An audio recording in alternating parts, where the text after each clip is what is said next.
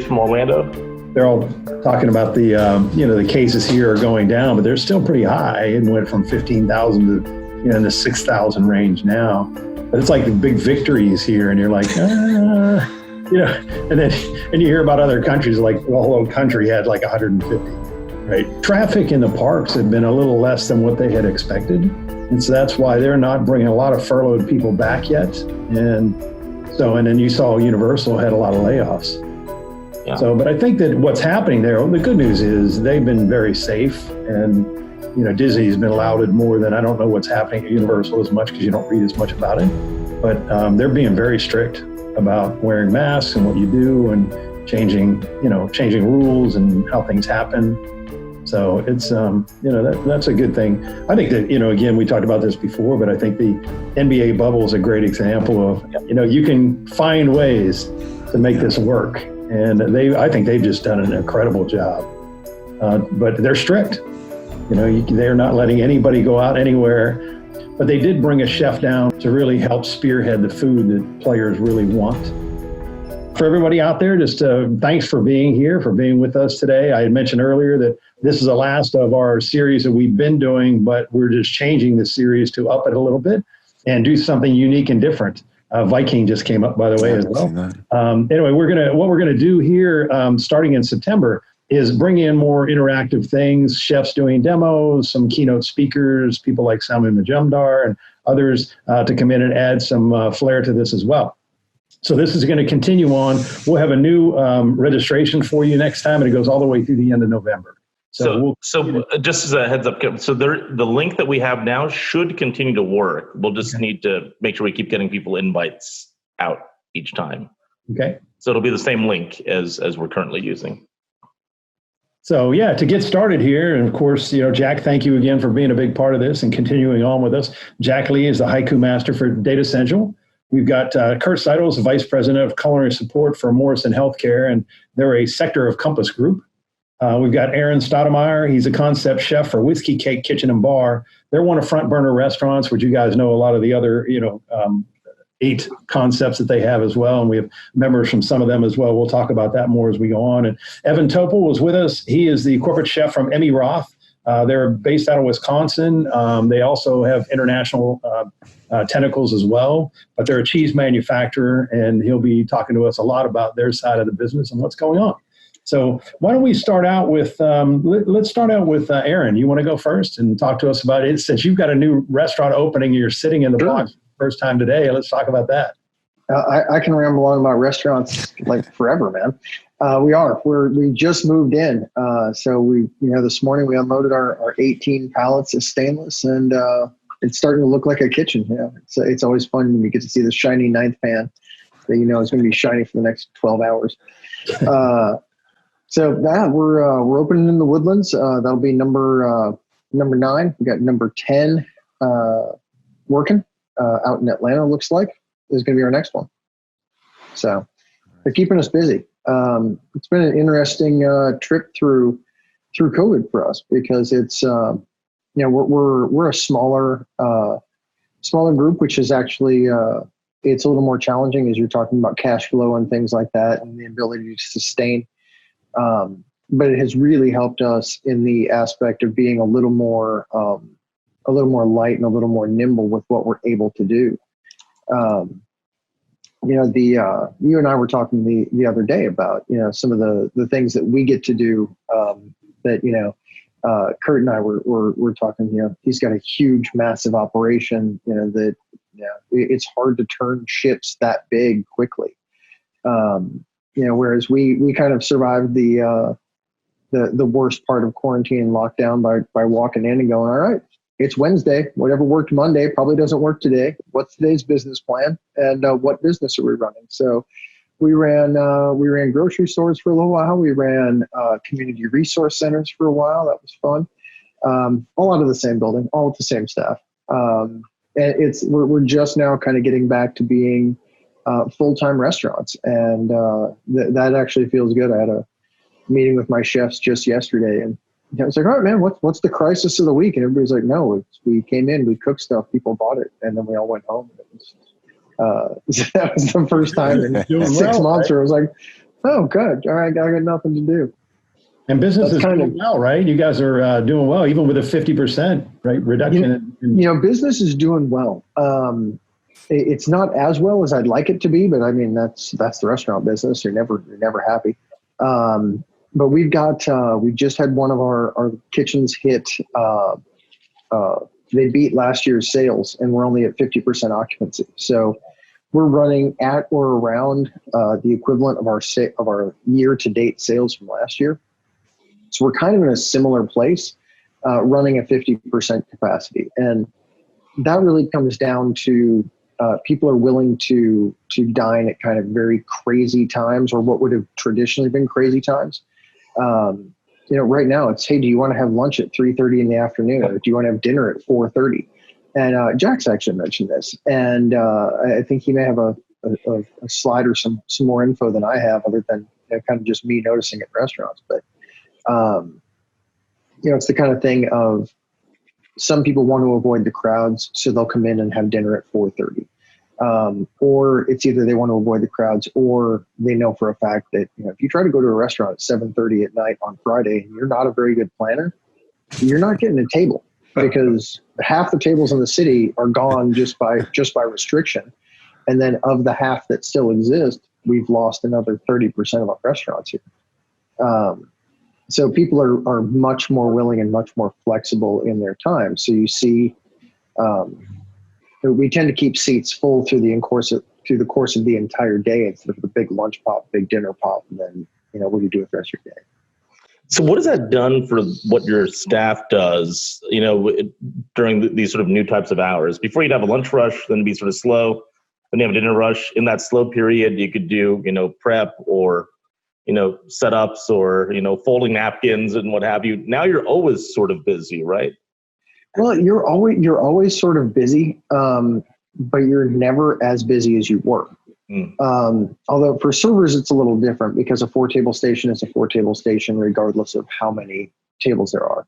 But in the kitchen, it's, if you've only got 50% of your tables, even if you seat them all at once, it's still half of what you would normally do in a full-time dinner rush on Saturday night.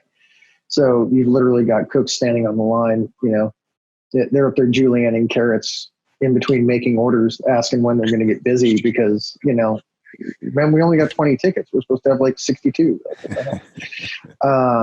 So it's really, for me, it's been one of the most fun points in my career, which is crazy to say for something that really has been quite as terrible as it has. But it's just the kind of essence of what cooks do is, cooks are that you adapt. If you can't find your spoon, great. Like, I'll bend a ladle in half and figure out how to make that into a spoon. That's just what cooks do. And it boiled down, I mean, we may all have, we've gotten bigger and fancier, and, there's more people that have to listen to us when we want to yell at them. But at heart, I think most of this group, we're just basic cooks. And it's good to go back to that mentality of, the door's open at 6, man, figure it out. There's hungry people, do what you got to do. And I think our size has actually helped that, along with, and I gotta throw this out there, because we have an amazing relationship. Part of our concept is farm to table. And, when the supply chain was crazy and nobody else could get product and anything else, we had the ability to call on these local farmers and just say, hey man, how's your day looking? And, we had Abaran Ranch is a local Wagyu farm up here in Dallas. And they're like, man, this is not good. Like, we can't sell product. We can't move, anything. It's not like cows get better with age. It's not like that product's going to, improve. So we dealt with a lot of our farmers who were, hey man, I'm really worried about whether or not we're going to make it. And fortunately, our response was we're in a position to say, that's great. We'll buy everything that you have, because we have people that can't go to a grocery store. And we kind of changed our business model. We became a grocery store for a while, and it was, we bought everything we could from local farms, because we wanted them to be whole when we got to the end of it. So it was, man, if you've got 600 pounds of product that's going bad, get it into my kitchen. We'll figure out how to sell it. I would much rather I would much rather grab that product from that's, it's wholesome, it's organic, it's local. Let's get that into people's homes and into people's mouths because they're hungry, they need good food. And it worked out really well. So this whole thing has really been kind of a strengthening exercise for how we deal with some of those local vendors and farmers and people like that. And it's been a really fun exercise in creativity because part of that process is a farmer calling you up and going, hey man, I know that you don't have flank steak on your menu. I've got 800 pounds of flank steak that I'd really love for you to figure out how to do something with. And it's, and if you don't, I might not be here in a month. So you get creative and you have fun. You're like, what is the coolest? How do we turn this into something really cool that we're going to be super proud of and that the farmer's going to be proud of? And so it's been a crazy time, but I think the thing that is going to get, when you look at restaurants 6 months from now, a year into this whole thing, you're going to see the people that you're going to adapt or you're going to die. That's it. I think we've established this is going to go on long enough that if your business model is, I'm just going to keep doing what I do and hunker down and hope for the best,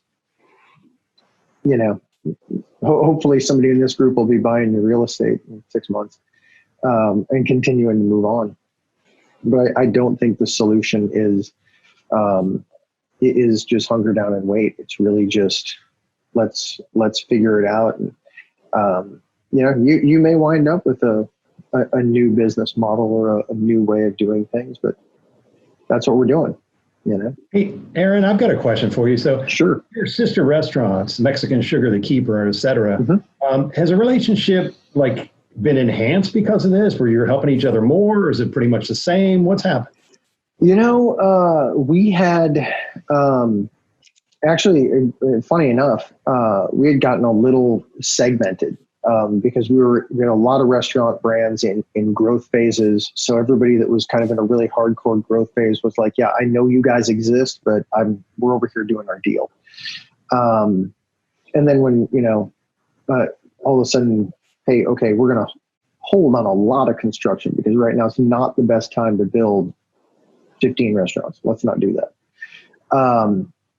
So the teams came back together super, super quickly because instead of everybody being focused on, man, I've got 3 openings coming up and I've got my head down and we're just trying to get through it. It became, okay, I still want to open those 3 restaurants. And if we as a group don't survive this, then I'm never going to open those 3 and I might lose 3 or 4 that I've got. So it became a very cohesive, what do you need? Hey, here's what I've got in my cooler. Can it help you? And we've always been a pretty tight family amongst the brands.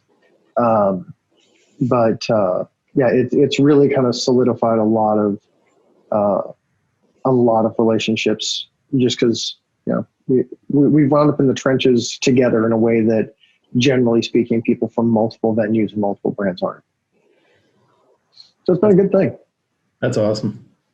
We'll shift gears to Curt now, talking about, multiple brands and 900 units. Let's talk a little bit about your world. Curt's an example, man. The fact that he's here and smiling, man, I got mad respect for that. You should have seen in April. I couldn't do it.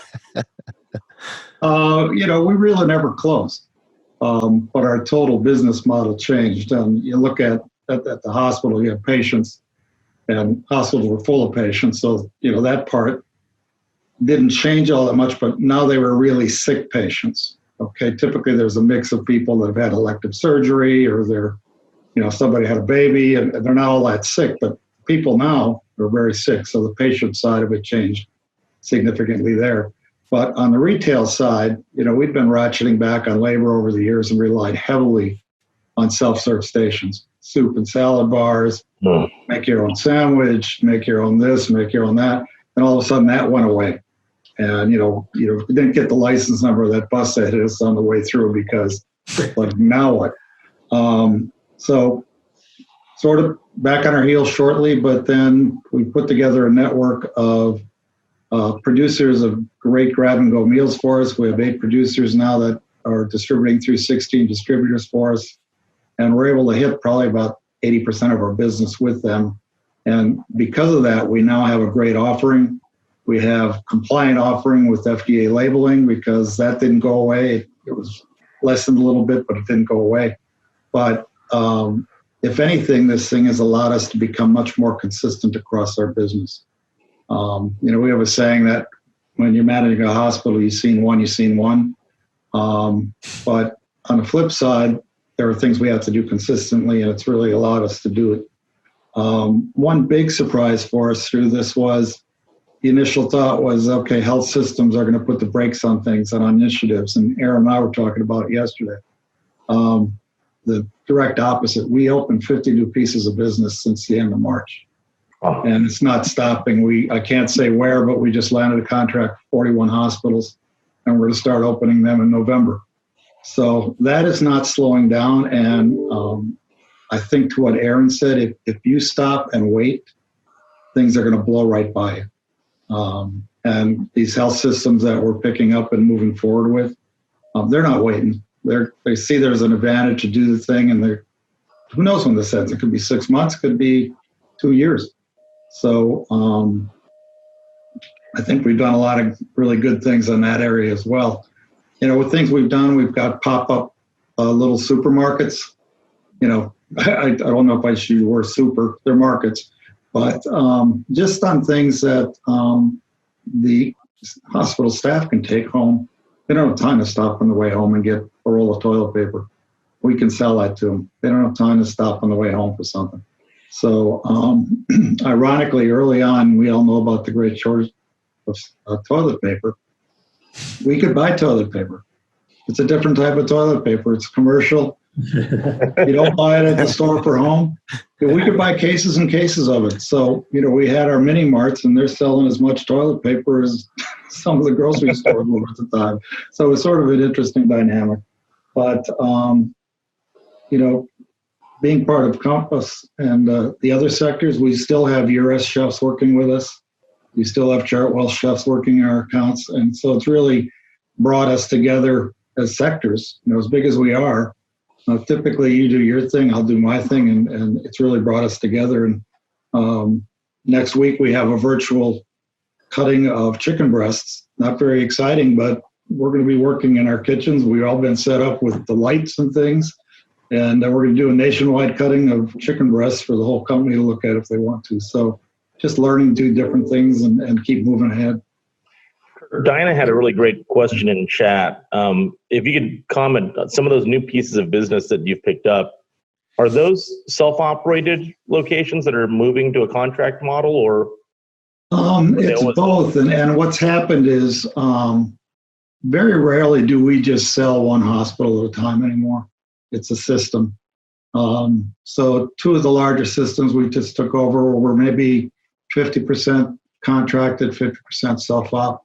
One of the systems had 3 different contractors plus being self-op, and they're bringing it all under the Morrison umbrella, which I'm excited about. But it's been a mix. The self-ops are still a little more frozen in time. They're really hesitant on what to do. Hospitals have lost their big cash cows. I mean, elective surgeries and all those tests. Yep. That's where they made their money, and they can't do that. I mean, in Georgia alone, I've seen 3 rural hospitals shut down in the last 3 months. So those small hospitals are really sort of on the fence of what to do. Do you think many of those self-ops are saying, hey, we got to focus on our core operations and let's just switch to a contract model to take care of the food instead? We can't even think about that. I think that's what's happened within the systems, because before, when you got a piece system business, the self-ops didn't want to get on board.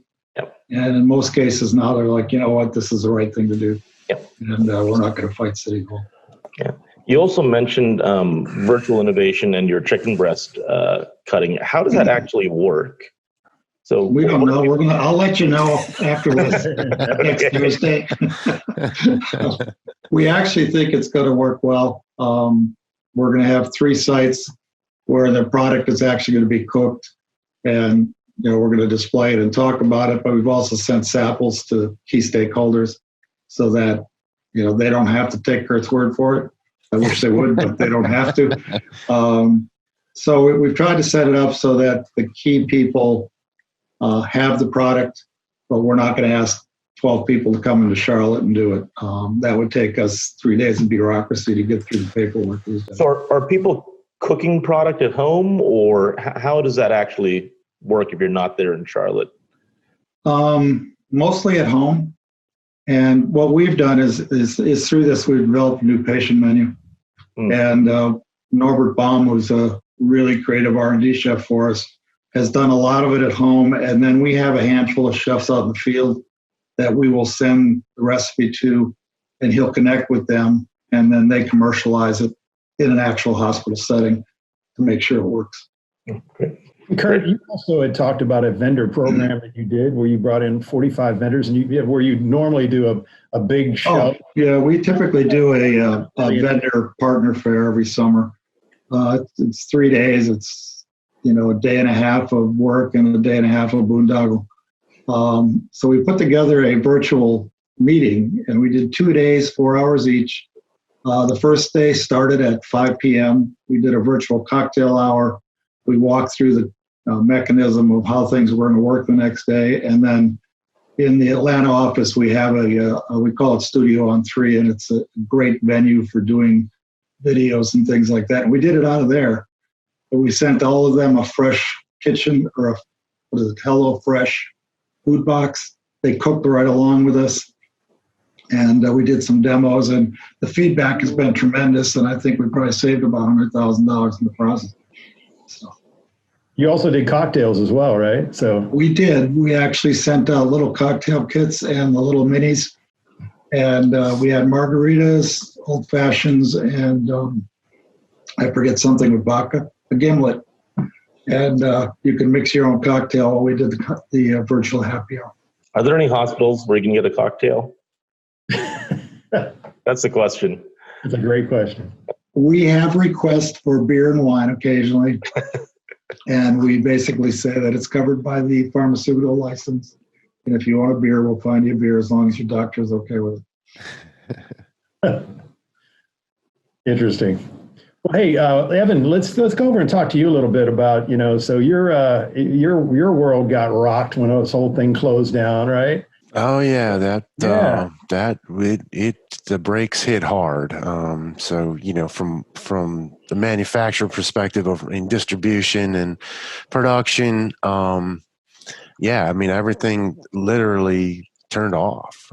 Every single outlet turned off for a little while. We had nobody. So we worked through broadliners and distributors and all different things and do directs, but we literally had when states starting to close, literally say we have to close.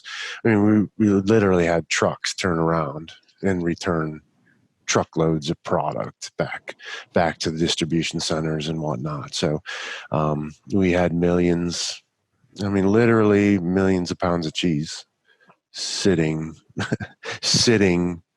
not knowing where it's going to go or how long it's going to be. So it was an abrupt 180 for us. Was something, the other side though, that 180 turned retail as well. So retail, immediately we saw retailers going, we need product, we need to get some, we can't find it, we can't keep our shelves full, we need to feed the people, and hats off to Aaron and his group for, I've heard about it, I never actually had to be in one, but people turning restaurants and doing things and getting food out there. So, we were able to find some outlets and go, let's take this excess 5-pound loaf that would normally be a food service item. Let's bring it back.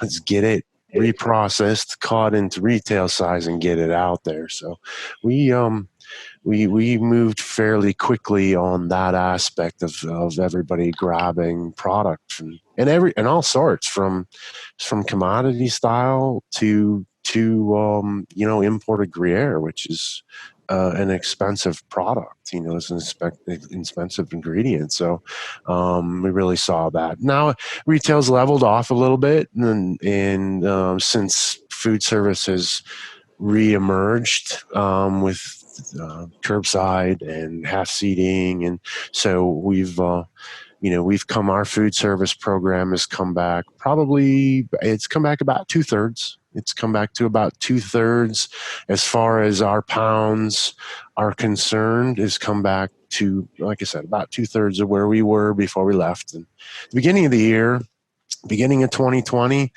we had so many good projects on board as a company. Big projects, new business.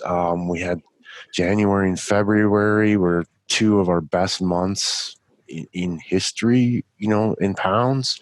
And things were just rolling sweetly. And then by the end of March, boy, it just like you turn the water faucet off and it was all gone, so it was a pretty crazy experience. So, we had literally millions of pounds of inventory just sitting there not knowing what the heck we're going to do with it.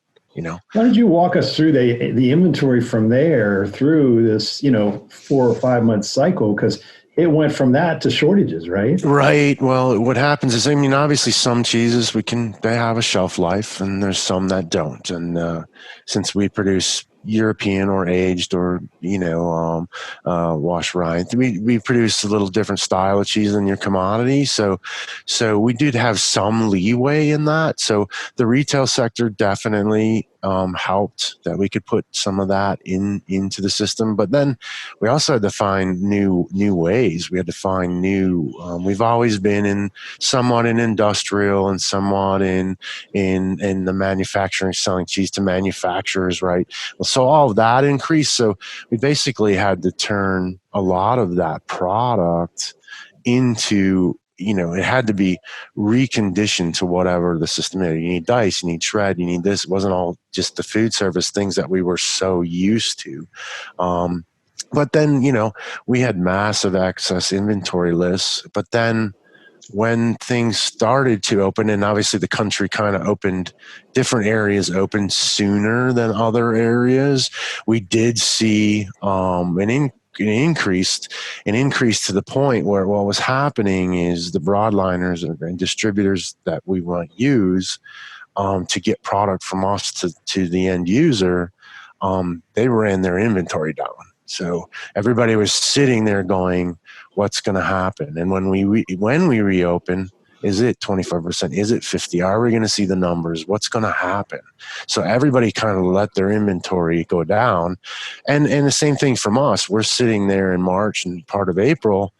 We're not producing cheese. We have inventory coming out of our ears, and we're not really producing product because we're like, again, the unknown was very, how do you produce perishable product? Like Aaron was saying, you got an old, the cow getting any older doesn't make any better beef necessarily. So you have these things that you have to work through. So when the light switch sort of flipped back on, not only did we get 25% of the demand or 50 or whatever the demand back, we also had to backfill all the pipelines that have been emptied by people emptying out their inventory.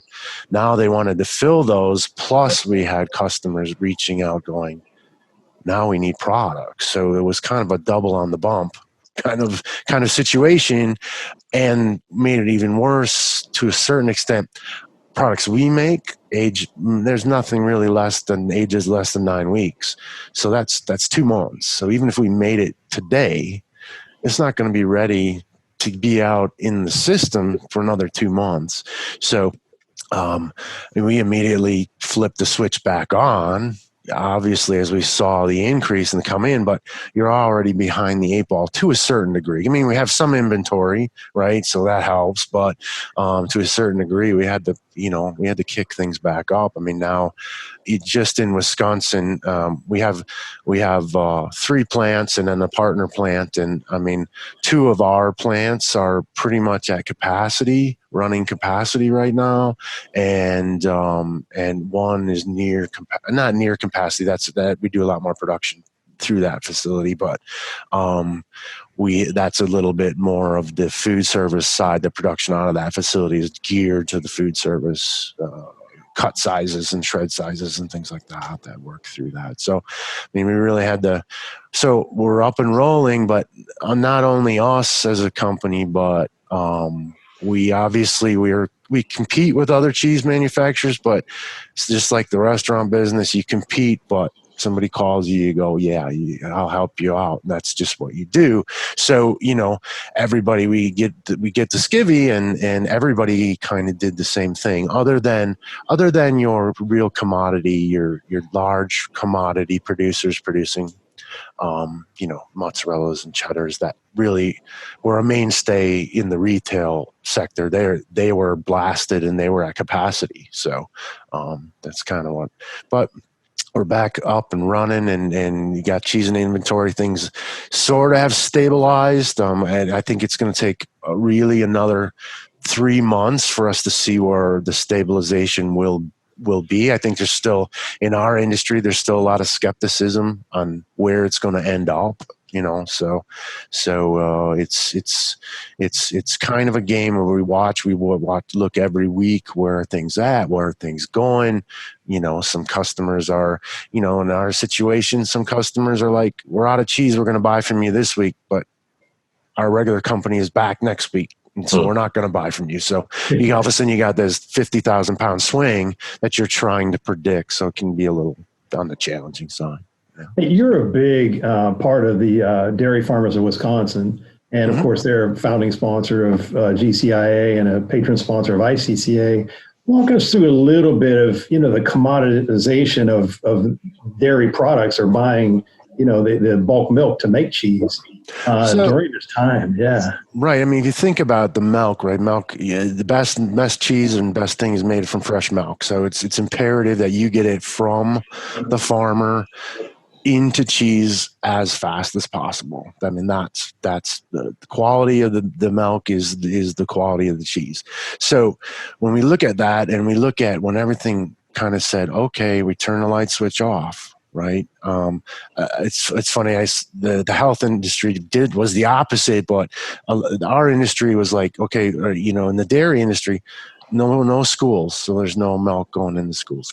Fluid milk we're talking about here, the fresh product, right? There's all these places that aren't using sour cream. There's all these places. So all of a sudden, we have this excess of fresh fluid milk that normally would have an outlet and would keep things stabilized. So, I mean, in Wisconsin, I know the milk prices. In my career, I've been around. I'm in culinary, but I've been around the cheese industry in that aspect since for 30 years, and I've never seen what happened. The fluctuation in those prices go below $1 for a while, when everybody's like, we can't even make it.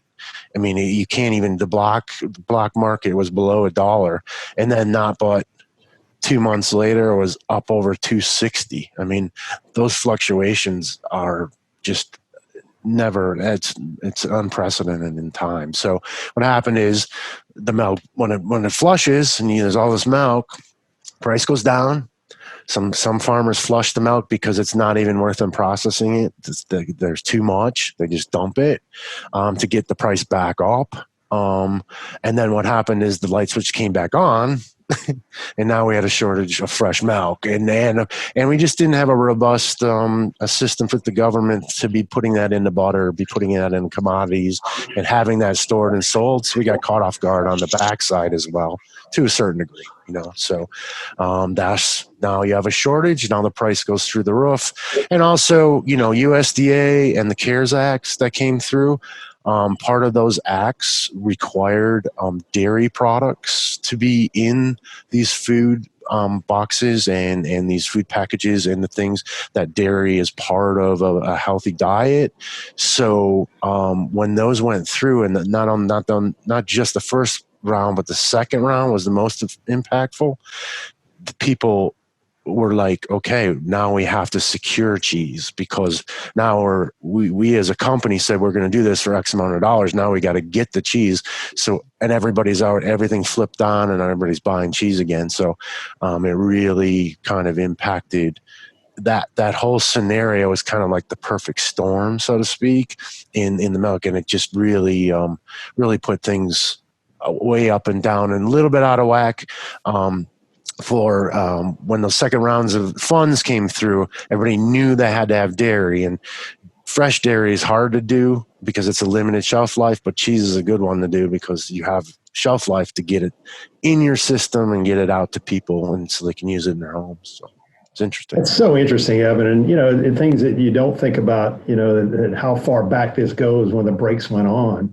To think about, with a lot of things, they could stop an industry and just say, hey, we're not going to do this for a while, but you can't stop a cow, right? Right.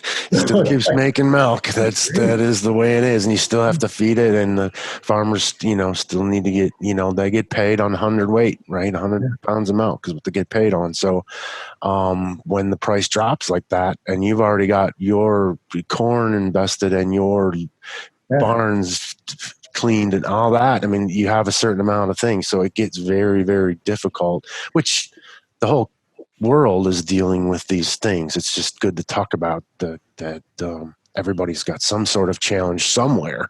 And I love the fact that Aaron and Curt talk about you need to be innovative, and you need to stay in forefront, or you're going to struggle, because the times have to change no matter what it is, and you have to figure it out, and you have to go forward, keep marching forward to keep the whole, basically the whole world moving forward in some aspects. It's just our little part of it, but in the long run, innovation and forefront thinking, and the guys were talking about, we've done chef to chef tastings, is what we call them, where normally we go in and visit with chefs, and we do the same thing. We make our own Hello Fresh box, and we send it out to all these people. We get on Zoom, we all cut it at the same time, we all taste it at the same time, we talk about our products. Yes, it's expensive, but we have to do something. We have to keep moving forward, and we have to be inventive and do the best we can with what we have and figure it out, just like Chef said. I have one more quick question to you, and then we'll go to you, Jack, because I know you've got some things to share with us on what's happening in your research here, since we were together in the last 2 weeks.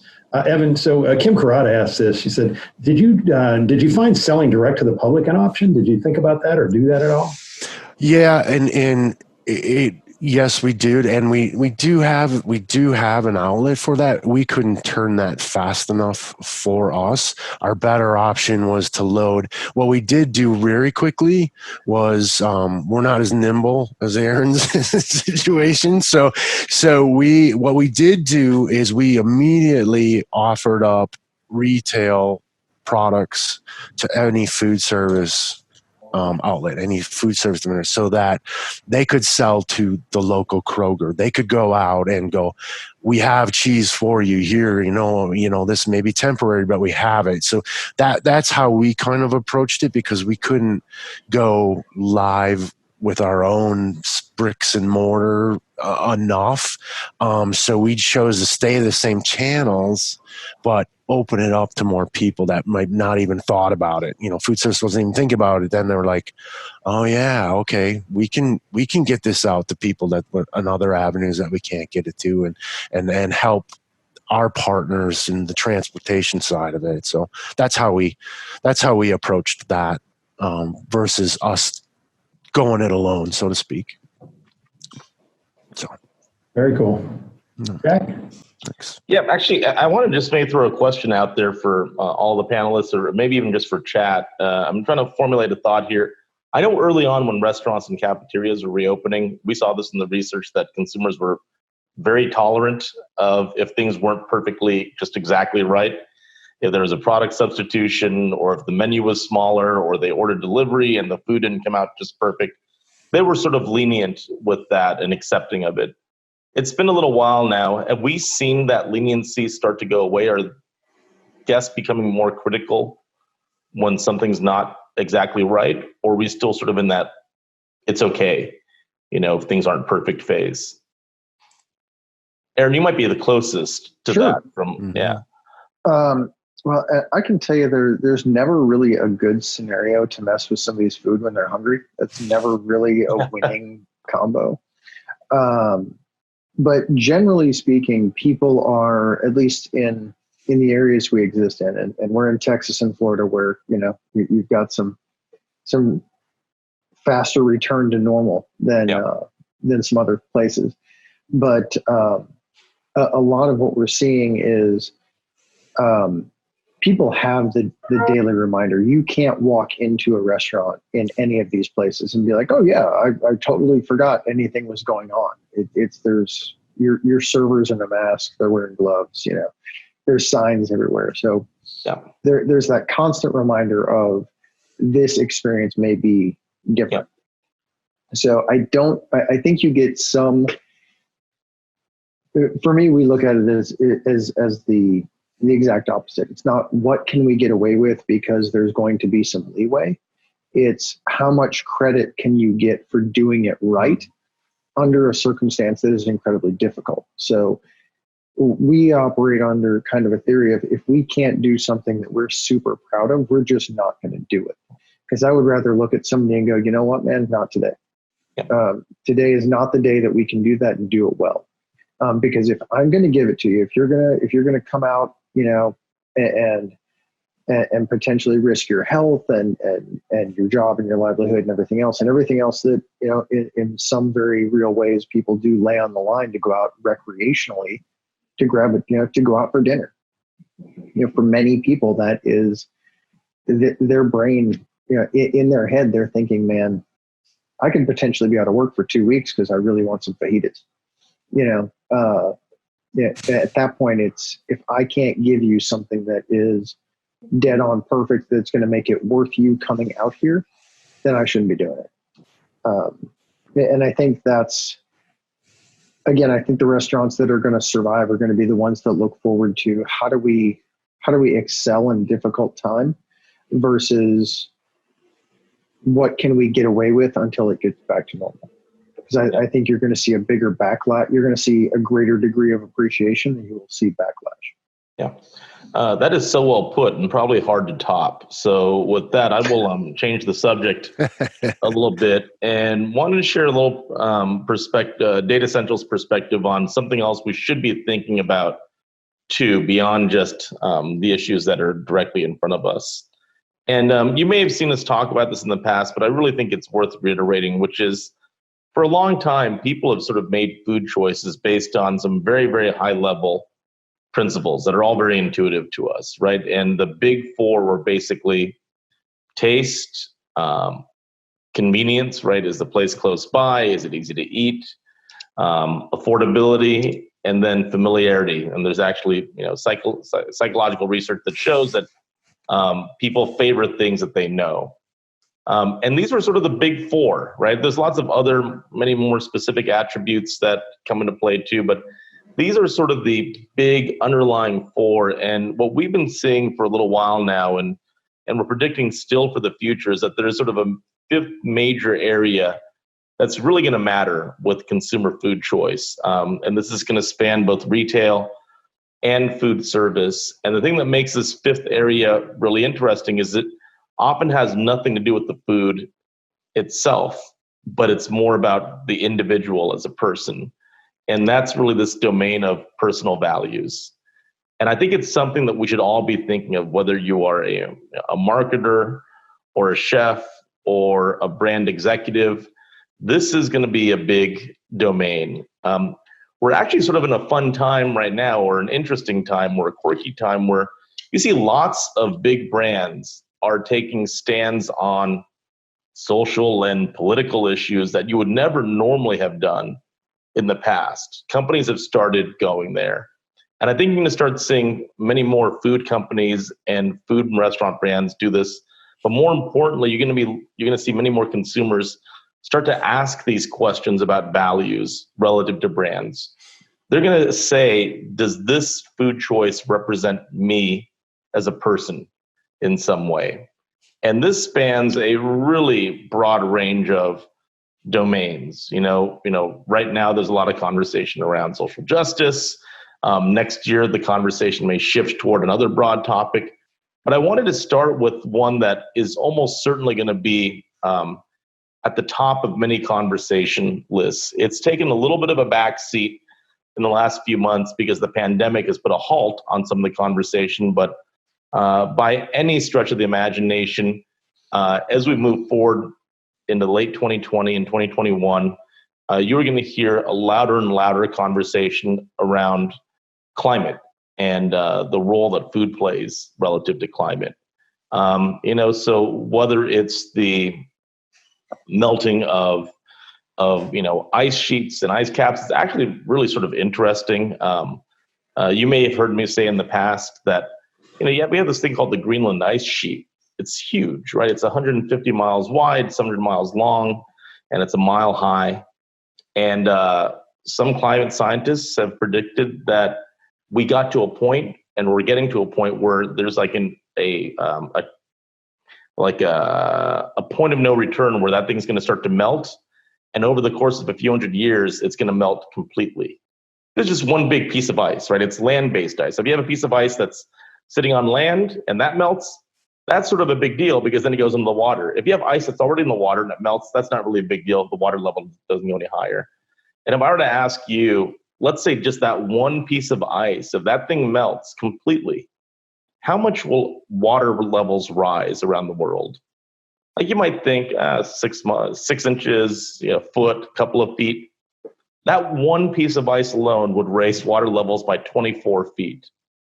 I'm building a house in Florida right now, which is maybe in retrospect probably not the smartest thing to do, but that'll just be gone at some point. I'm not saying this as though like I know this to be true, and I don't think people really know exactly what's going to happen. But these conversations will get louder and louder and louder, and there'll be no shortage of these different types of stories, whether they play out quickly or play out slowly or don't play out at all. There's going to be lots of stuff that's in the public consciousness, whether it's the melting of polar ice or catastrophes and wildfires that are linked, whether in reality or in perception to climate change. This is going to be a very loud conversation. And so far, the food industry has largely sort of ducked this wave. It hasn't really been that much a conversation around food, but that is going to change. Right. If you actually just look at this one chart, it's really quite interesting. So this is the average surface temperature of both land and water on Earth going back to the late 1800s. The area where the green turns into the orange or the red, that's sort of the average surface temperature for the last 100 years or so. And you can see what it was like, back in the late 1800s, then at the start of World War II. And then more as we got into the late 70s and 80s, all the way up until today, it's just been getting hotter and hotter and hotter.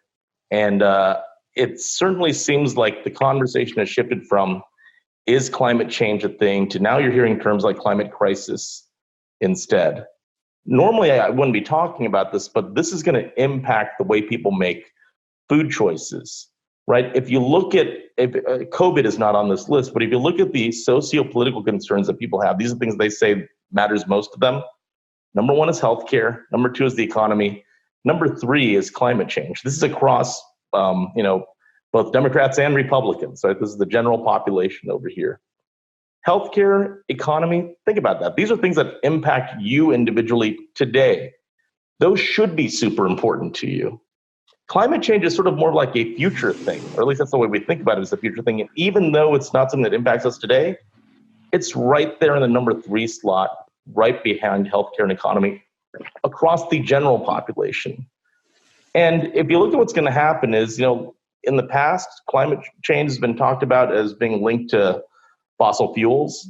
That's probably still going to be talked about, but you're more and more going to hear about it's the role the food industry plays on climate. This is going to become a louder and louder thing over the years ahead, and something we should at least start thinking about, whether we affect some real change or at least we think about how we position the work that and the menus that our brands are putting on. Look at some of the headlines, right? This is from the UN. Eating less meat can fight climate change, according to a UN report. or, in many, many papers and blogs and everything else, hey, when deciding what foods to eat for lunch, consider climate change. So to be clear, this is not me advocating for taking a stance on climate. This is me saying that there will be many, many forces driving food and climate to be a central conversation in the years ahead. And we should have a plan for it, whatever that might be. I think a lot of it's going to come down to plans, not just for the industry, but for your individual brands and companies as well. Can you say that you have, an active stance or an active plan that makes people feel good about visiting your brand or buying your product?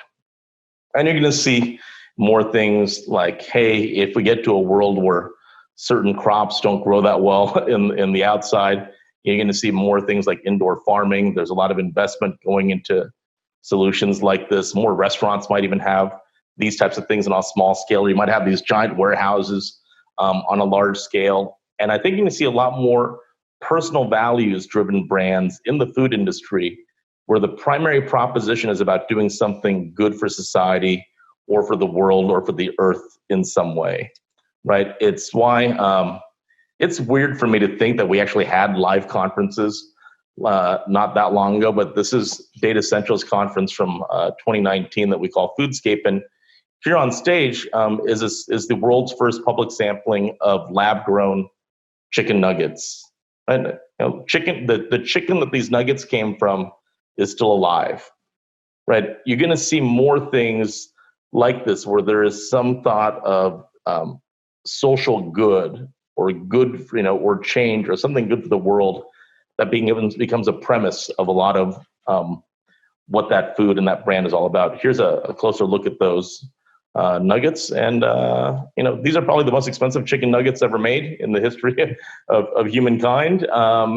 So I was not able to have one myself. We only had 3 nuggets, and I offered them up to 3 other people instead, but they told me it was pretty darn good. So some of these things that seem like this space age, futuristic, science fiction-y type of stuff, it's actually upon us. And if you look at a lot of those innovations, they're not all about flavor necessarily. A lot of them are about doing something positive. And I would just challenge us all, hey, what do we think that means for our companies? This is not a short-term thing. This is a long-term thing. So we have a little bit of time to figure out our respective strategies. But I just want to sort of plant that seed to know that for our business, just dollars and cents, this is going to be an important thing going forward as well.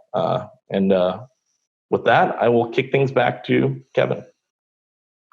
Wow, Jack, that's very interesting, and I get your point about the news media, and it does drive so much of what some of the general public does, and the pressure probably will be on. That's been talked about quite a bit, especially the climate change thing.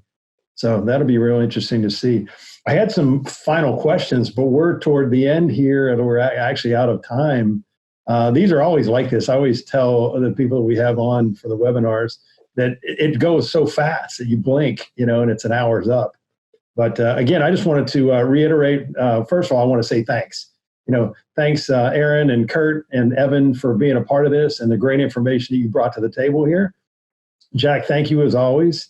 And as I mentioned earlier, we're going to continue this series. And again, in September, we're going to really up it. So any kind of input that you have on speakers you would like to see or people you would like to have on there or even topics, let me know on that. Also, we're going to have information out next week to everybody about our upcoming event in October. So we're still moving forward on the ICCA Summit and the GCIA Culinary Combine that's combined this year in Portland from the 24th to the 27th of October. So any feedback you can give from to us on that too, especially when it comes to travel restrictions or lack of budget. We have some programs. We have a scholarship program to help some of our members who might be in a situation that don't have the budget to attend that we can help with. So we'll be working on that in the next few weeks, but all input and help from everybody is appreciated. And thanks to everyone who stayed with us for this hour, both sponsors and members that are in the audience, and look forward to seeing you in 2 weeks. Thanks. Thanks, everybody. Thanks, everybody.